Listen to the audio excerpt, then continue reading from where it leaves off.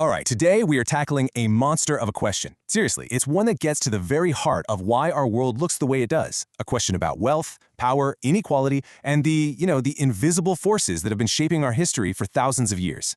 And it all kicks off with this really simple but incredibly deep question. So, back in 1972, a politician from New Guinea named Yali asked the scientist Jared Diamond, basically, why is it that you white people developed so much cargo and brought it here, but we black people had so little of our own?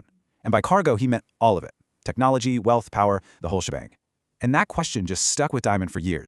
And then, in 1997, he published his answer. It was in his Pulitzer Prize-winning book, Guns, Germs, and Steel, and honestly, the argument was a total game changer.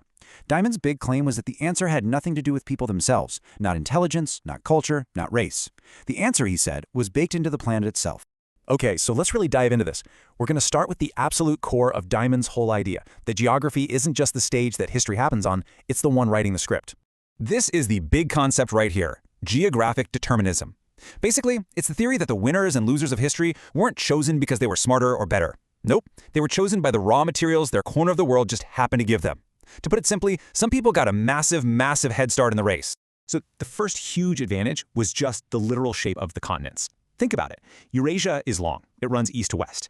That meant that crops, animals, and ideas could spread for thousands of miles across similar climate zones like a superhighway. But the Americas and Africa, they run north to south. That creates massive climate barriers that basically acted like roadblocks, trapping innovations in one spot.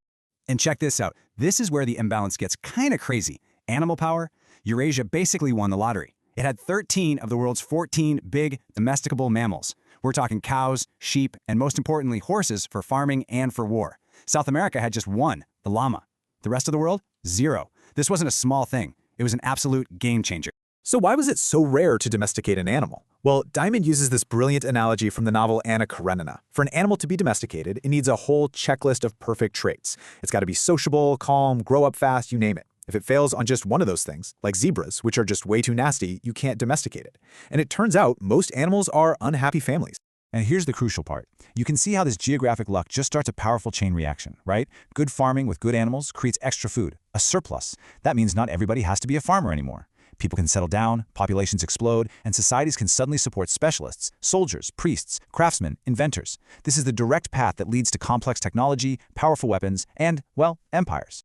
Okay, now let's see how this whole theory plays out in a single real-world collision. Diamond zeroes in on one incredible moment in history, the day the Spanish conquistador Francisco Pizarro met the Incan emperor Atahualpa in Cajamarca, Peru. I mean, just look at this. On paper, it's an impossible fight. You've got 168 Spaniards against an army of 80,000 Incans. But Pizarro's men had every single advantage from that Eurasian head start. They had horses, the descendants of those lucky domestic animals. They had steel swords and armor. They had guns. And they also had writing, which gave them access to centuries of military strategy from other conquests. Atahualpa and his people, they had none of it. But the single most devastating weapon the Spanish brought with them wasn't steel or gunpowder. It was germs. You see, for thousands of years, people in Eurasia had lived side by side with their domestic animals, getting exposed to all sorts of diseases like smallpox and building up immunities over time. The Americas, with almost no domestic animals, had no such history. And the result was an absolute demographic catastrophe. We're talking diseases wiping out up to 95% of the native population. This quote from Diamond really says it all. The Incan Empire was already being torn apart by a civil war that was sparked by a smallpox epidemic before Pizarro even showed up. The germs literally traveled faster than the conquerors. This was the ultimate and most tragic geographic advantage. So, there's no doubt Diamond's theory is an incredibly powerful way to understand the world of 1532, and you could even say for most of the 20th century. But what about today, right now? Has technology finally shattered the chains of geography? Let's really break this down. First up, barriers. In Diamond's world, being geographically isolated was your destiny. Today, digital connectivity means an idea, a piece of software, can cross the globe in an instant. Next, weapons. Germs used to be this terrifying one-sided weapon, but as COVID-19 showed us all, in our connected world, a virus anywhere is a threat everywhere. It's a shared vulnerability now.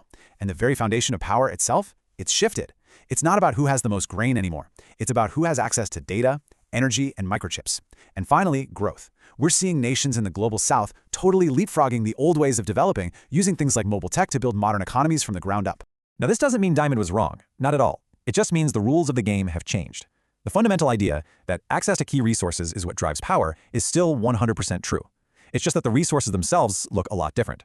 And this, right here, illustrates that big shift perfectly. The advantage isn't about having fertile fields for wheat anymore. It's about who controls the strategic resources that power the entire 21st century economy. So what's the new cargo that Yali asked about? Well, it looks like this. It's the silicon in our computer chips, the lithium and cobalt in our batteries, the massive data centers that fuel artificial intelligence, and even the genetic data that's changing medicine. These are the modern-day guns, germs, and steel. So that's the question we're left with. The geography of fertile land might not be as important, but what about the geography of mineral deposits, or undersea data cables, or energy grids? Those things are drawing the new map of power. It seems geography is still writing our destiny. It's just using a brand new pen.